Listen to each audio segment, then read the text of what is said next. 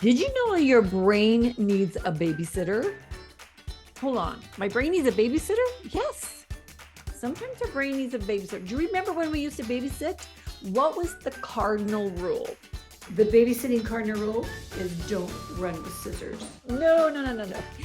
It was keep the kids safe, make sure you feed them, and get them to bed, right?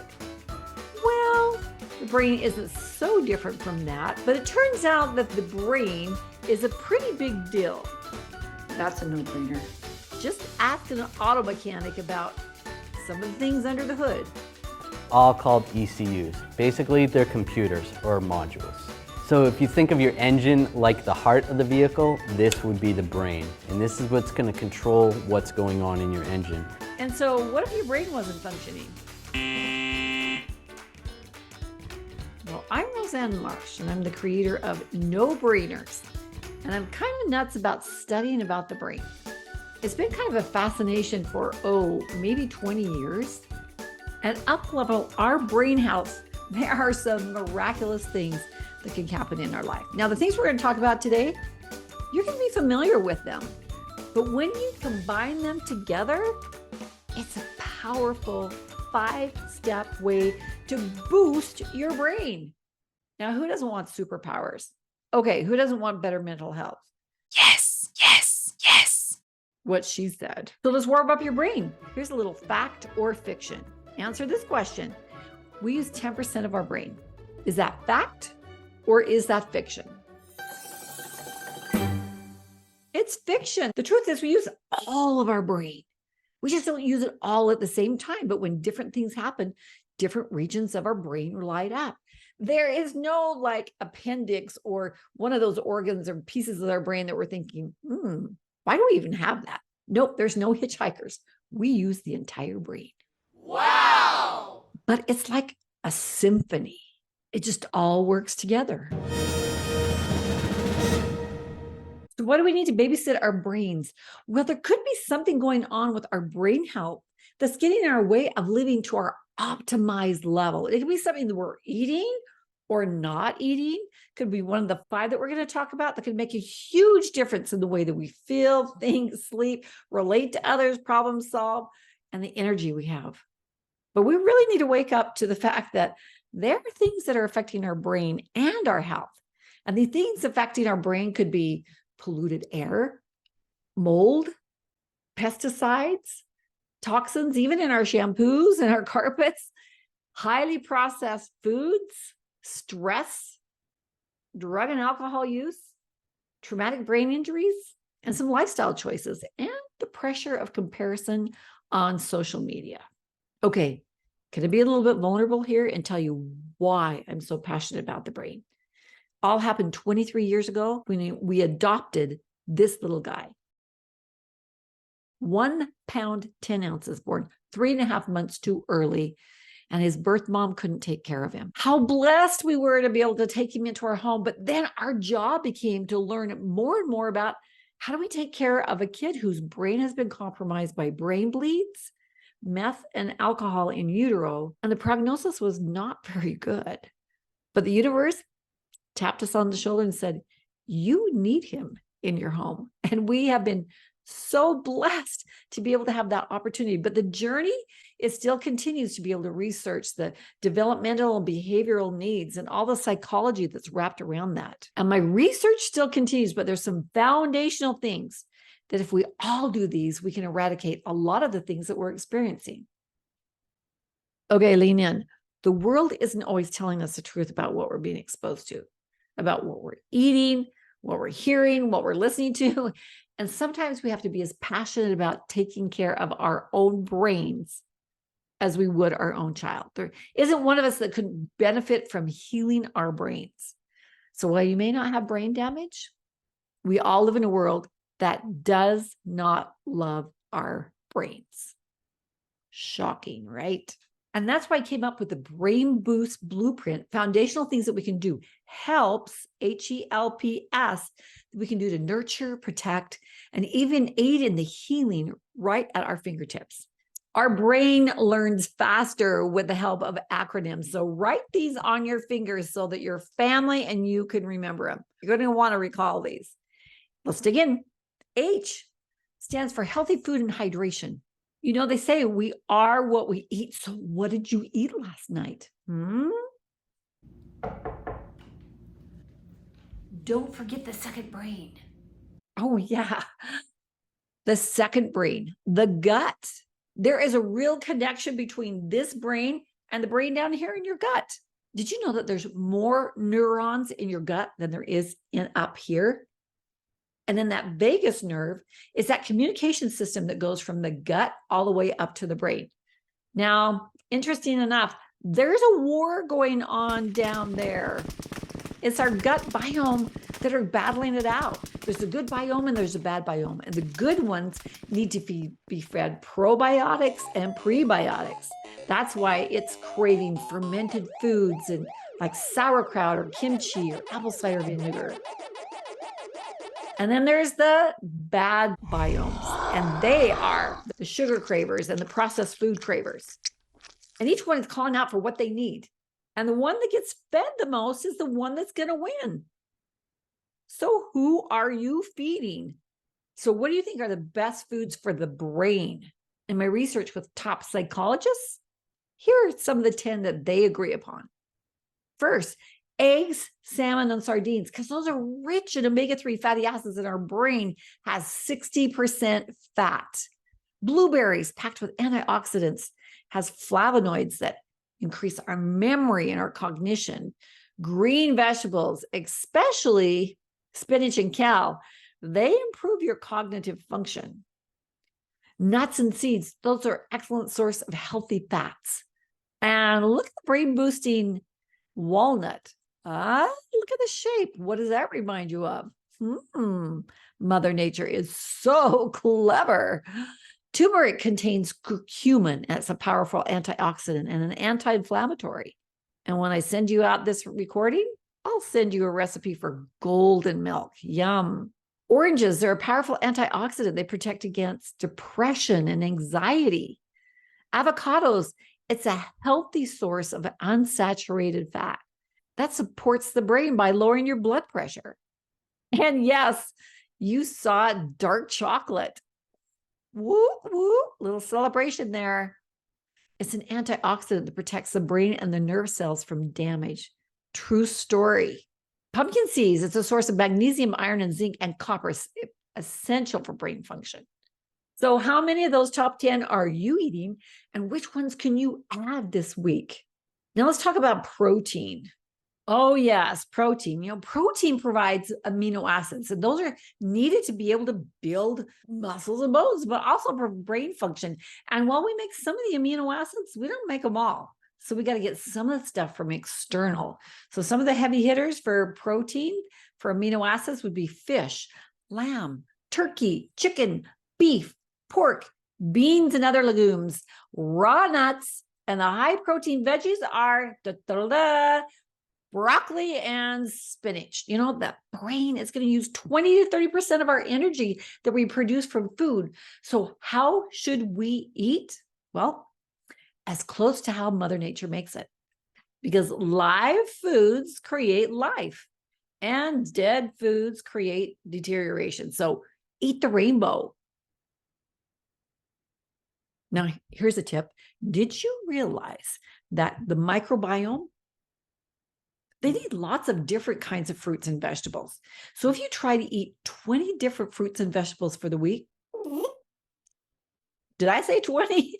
I said 20. Think about a smoothie. In a smoothie, you probably put 5 or 6 different things.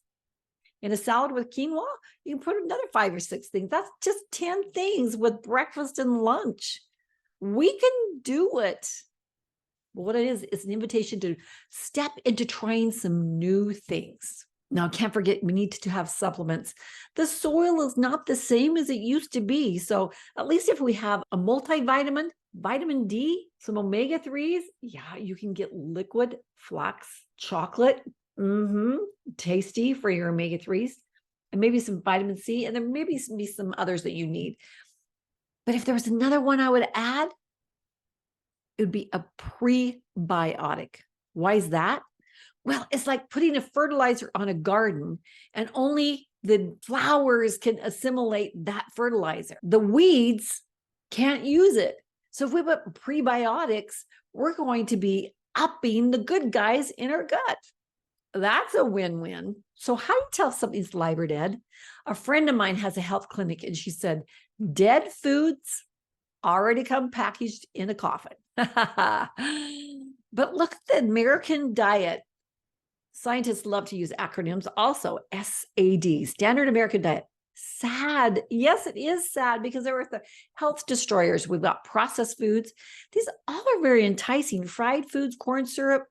And you know what? We end up with weight gain, poor nutrition, digestion, bloating, fatigue, irritability, inflammation, poor circulation that impact our mood, our cognition, and our overall mental well-being.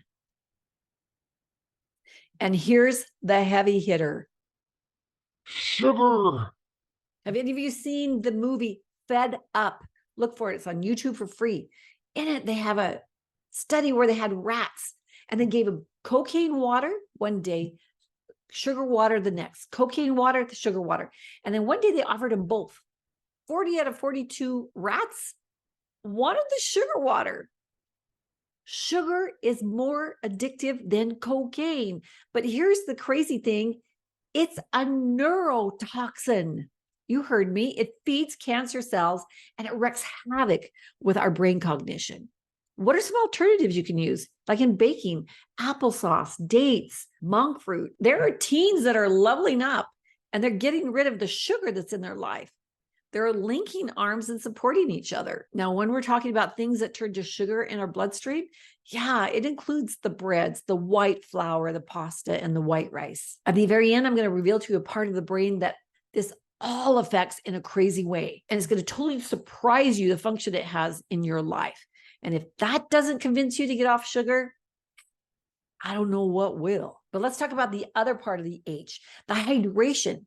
Yeah, the brain is 80% water, the body's 70% water. So it's a perfect conduit for our chemical electrocommunication that we have going on.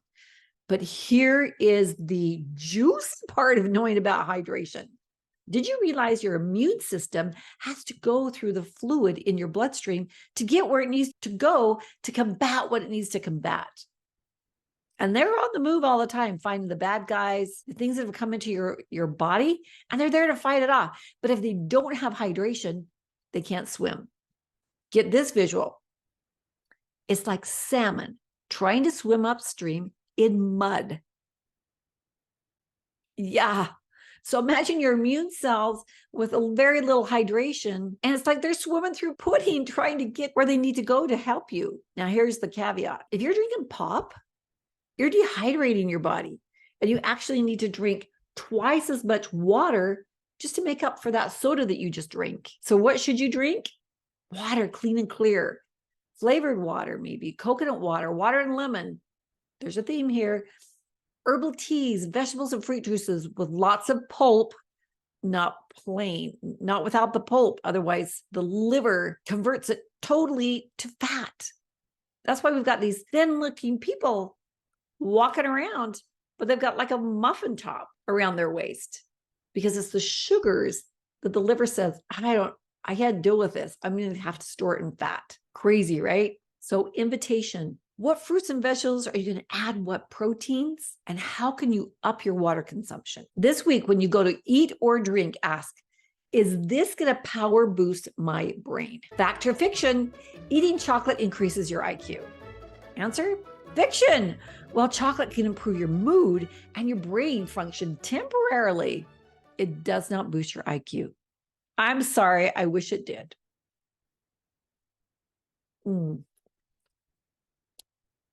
I'm still going to eat it. Helps. The E. Exercise. What's your flavor of exercise? What kind of exercise do you do to nurture your body? I nurture my brain by running. Running gives me exercise and makes me feel better when I'm stressed. I nurture my brain by dancing. It brings me joy and helps me clear my mind. How often do you do it? And what does exercise do for us anyway? Well, it puts oxygen in our bloodstream. Does our brain love that? Yes.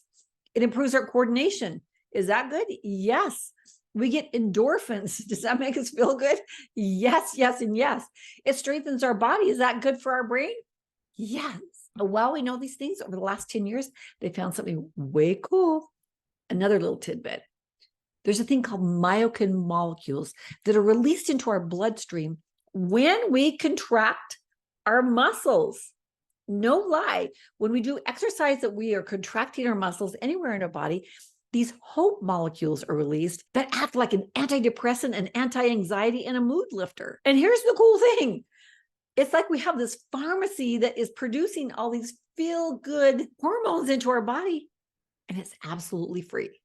All we have to do is move. Now, another cool thing about exercise is everything is symbolic in life, right? Well, do you ever get stuck? Do you ever feel blocked, feeling like you're not making any forward movement? Well, sometimes it's just a matter of getting your body up and moving to create movement in your life. Can't concentrate on a project or finish your project? Go outside and take a brisk walk. Are you feeling anxious or panicky or depressed? Get your shoes on, strap on a playlist, and go.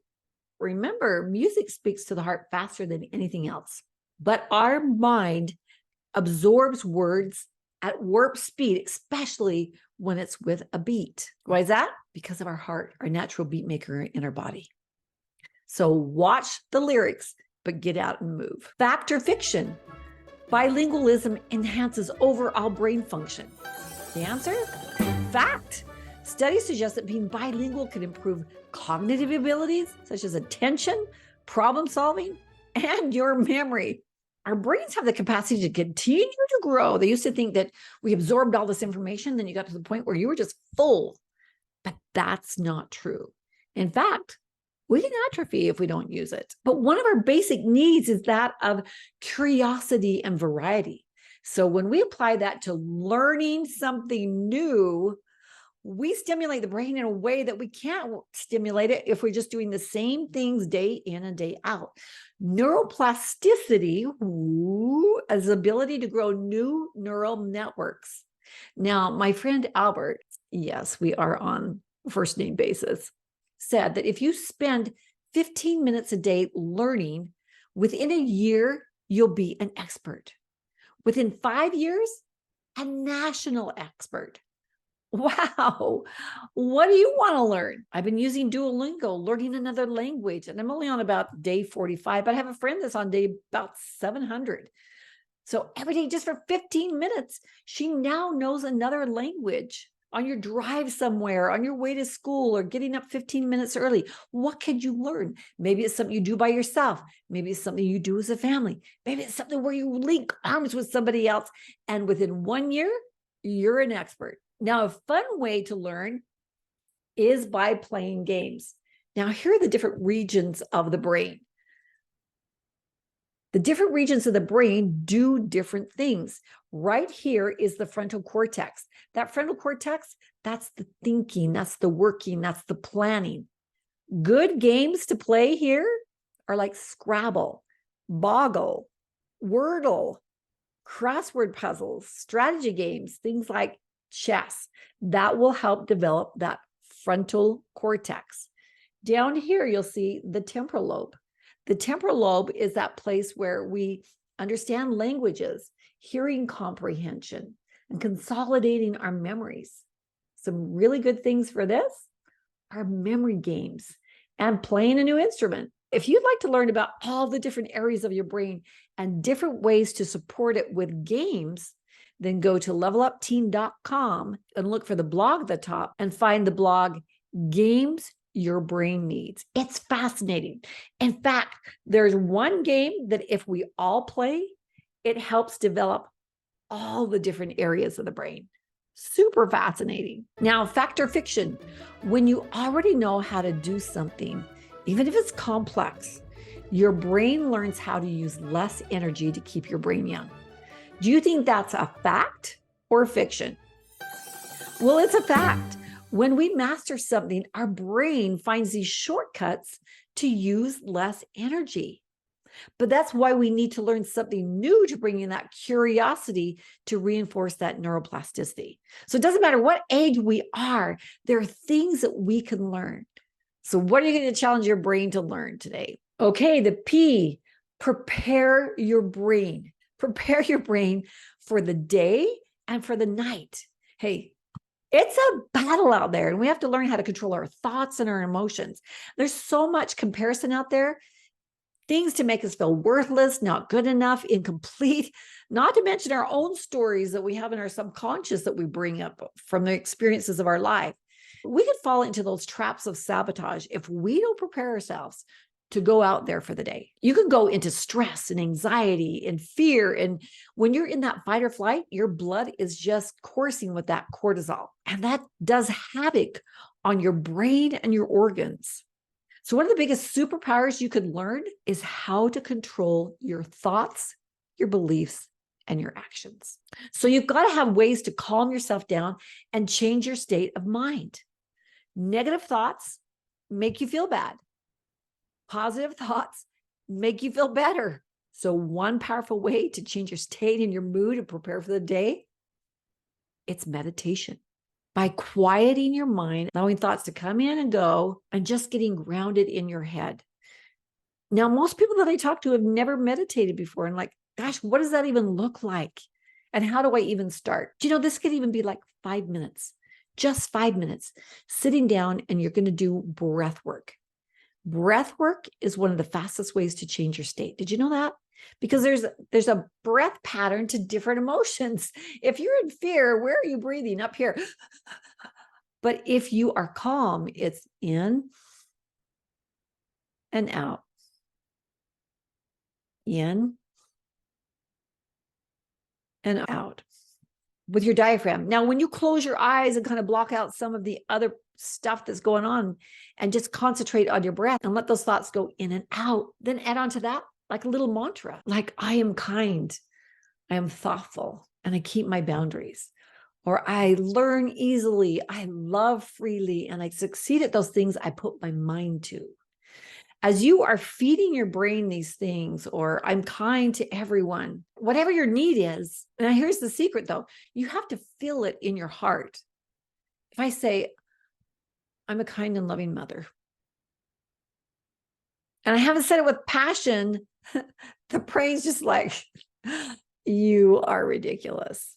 But if I'm like, I am a kind and a loving, patient mother, and I see the needs of my children, and I feel that in my heart, I start becoming that neuroplasticity that we talked about. We start carving that direction for our thoughts and our mind to go. Preparing your brain also looks like finding those things that calm you down, that you know will make a state change. I nurture my brain by hanging out with my beloved bird. Makes me happy and is just there whenever I feel sad. Look, you're going to go out there and you're going to have 99 negative impressions of yourself come flying at you. And 99 of them are not going to really be who you really are. So you've got to be resilient enough to choose what you want to believe and allow it to stay in your mind. We create who we want to be. Oh, the world wants to tell you which way to go and what to believe. But you have to decide, you have to use your will and your freedom to be able to say, no, this is who I am. You want to tiptoe into meditation? Go onto YouTube and get like a little 5-minute guided meditation. At Level Up, we have a morning routine that we go through to prepare your brain, your body, and your heart, and your mind, your emotions before you even walk out that door. And at night, we have another little routine that we do to prepare our brain to go to bed. Prepare your brain. Why? Nighttime is the coolest time because in one of the stages, that's when your brain files away all the information that you've experienced through the day. And if you have a lot of drama and trauma, then it's going to file that away. And then it's going to think about that all night long. And you're going to get up in the morning in a worse mood than when you went to bed.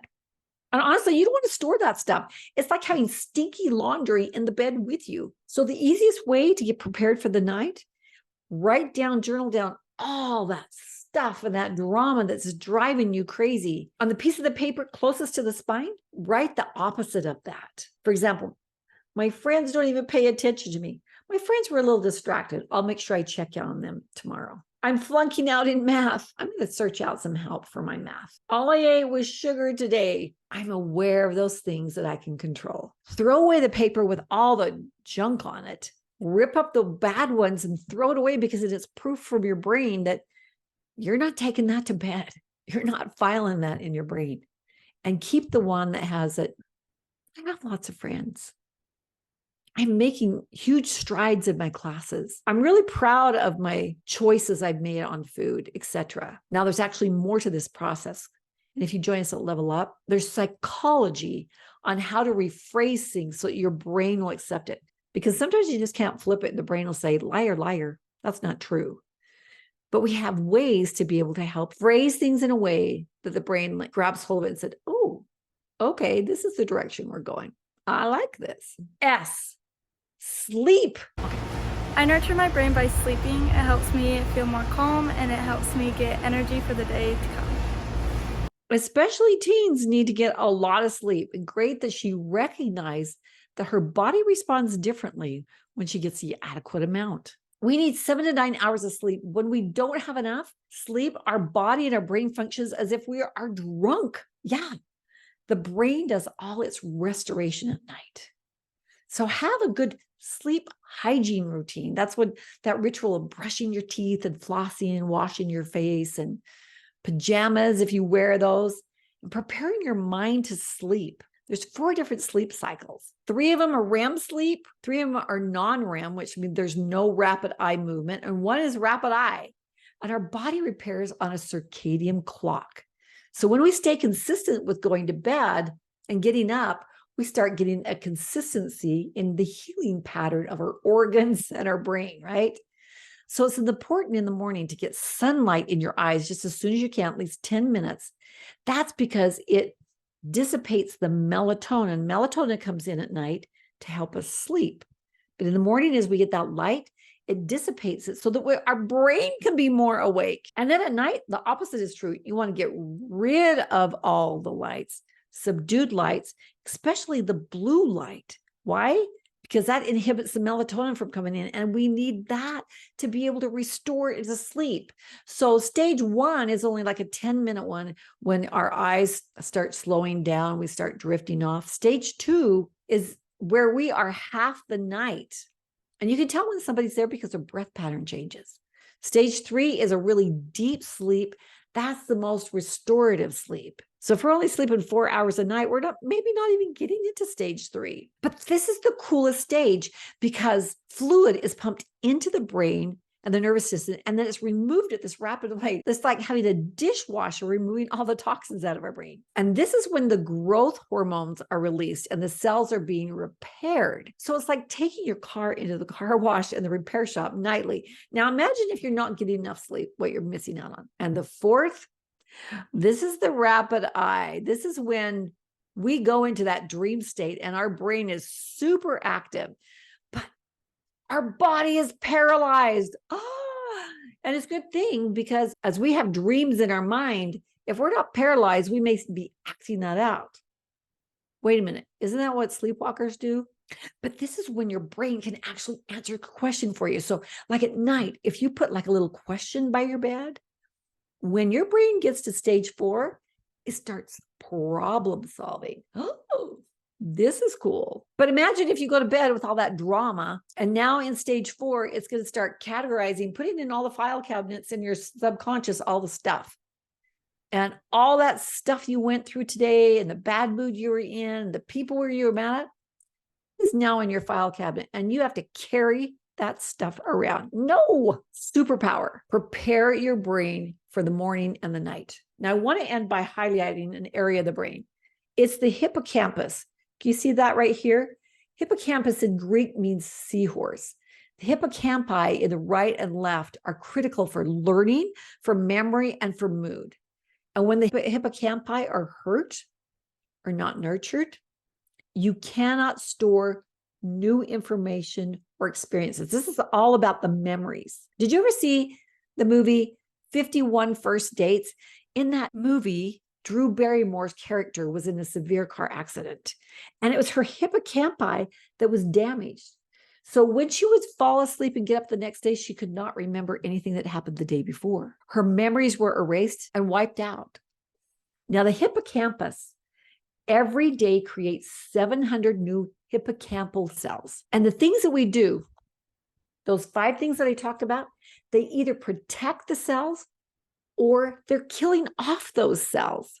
Now, remember, that's for us to be able to have memory and process experiences. So what are some of the things, again, that can damage or kill the 700 new? Stress, lack of physical exercise, poor diet and nutrition, excessive alcohol consumption and caffeine consumption and marijuana, sleep deprivation, inflammation by the immune system not being able to get to areas, some medications and drugs, environmental toxins, and brain injuries.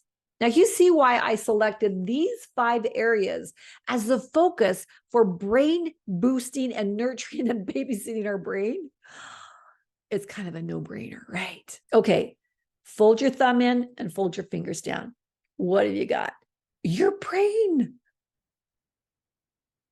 If you enjoy learning this kind of thing, if you want help on your journey of empowerment by using scientific mind and body skills and tools, then join us at Level Up Teens.